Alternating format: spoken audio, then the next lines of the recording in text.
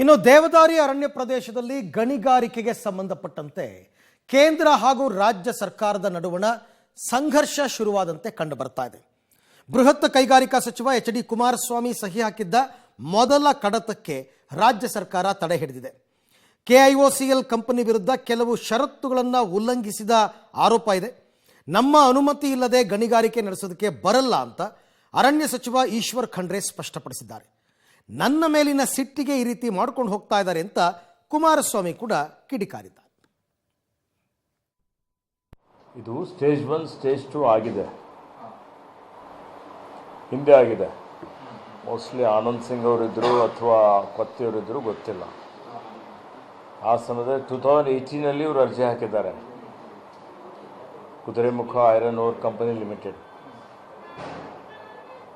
2020ಯಲ್ಲಿ ಇವರಿಗೆ ಸ್ಟೇಜ್ 1ಗೆ ಪ್ರಪೋಸಲ್ ಹೋಗಿದೆ. ವಿತ್ ಕಂಡೀಷನ್ ಅವರು ಅಪ್ರೂವ್ ಮಾಡಿದ್ದಾರೆ ಸೆಂಟ್ರದವರು. ಅವರೆಲ್ಲ ಕಂಡೀಷನ್ಸ್ ಕಂಪ್ಲೈ ಮಾಡಿದ್ದಾರೆ. ಅವರೇನೋ ಸುಮಾರು 190 crores ಎಲ್ಲ ಕಟ್ಟಿದ್ದಾರೆ ದುಡ್ಡು, NPV ಚಾರ್ಜಸ್ಸು ಅದು ಇದೆಲ್ಲ ಕಟ್ಟಿದ್ದಾರೆ. ಅದಾದಮೇಲೆ ಮತ್ತೆ ಪ್ರಸ್ತಾವನೆ ಹೋಗಿದೆ ಸ್ಟೇಜ್ 2ಗೆ. ಸ್ಟೇಜ್ 2ಗೆ ಅಪ್ರೂವಲ್ ಏಪ್ರಿಲ್ 2023ಗೇನೋ ಸಿಕ್ಕಿದೆ. ಈಗ ಅವ್ರ ಬೋರ್ಡಿಂದ ಅವರು ಬರೀ ಈಗ ಇದಕ್ಕೆ ಸ್ಟಾರ್ಟ್ ಮಾಡಬೇಕು ಅಂತ ಹೊರಟಿದ್ದಾರೆ.